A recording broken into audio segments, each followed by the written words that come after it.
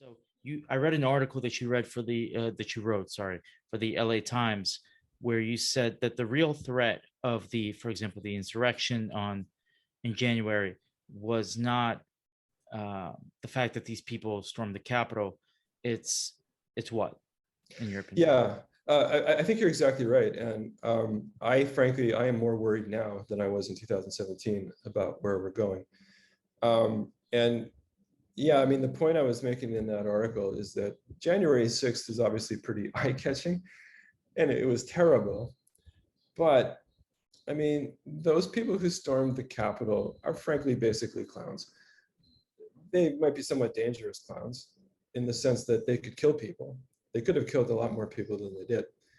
But clowns like that are not going to overthrow a state. And in that sense, it's very much like Hitler's famous beer hall putsch of 1923, which was similarly a bit clownish and incompetent and was not going to overthrow the state.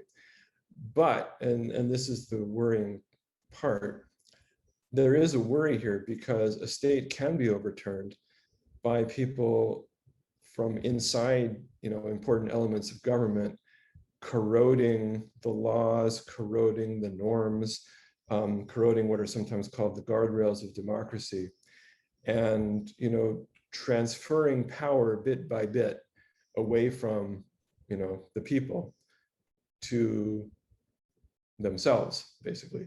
And this is exactly what we're seeing right now. I mean, the Republicans are now engaging in a kind of slow motion, creeping coup d'etat. I'm very, very worried about what's going to happen in the midterm elections in 2022 and very much in the presidential elections of 2024, because it seems the Republican Party has been increasingly taken over by people whose definition of a fair election is one that they win. And their definition of an unfair election is one they don't win. And they're increasingly being blatant about legal steps to overturn or even prevent a free election from happening. And in this sense, it's quite like the process by which Hitler consolidated his power. What Hitler did in his first few months in office is sometimes called, a legal revolution or a legal takeover of power. Its legality is a bit debatable, but it is true that Hitler didn't rely on violence for the most part to consolidate his power and to turn himself into a dictator. He relied on legal instruments and on people accepting those legal instruments. And we have now, I think, a real danger of going through the same process.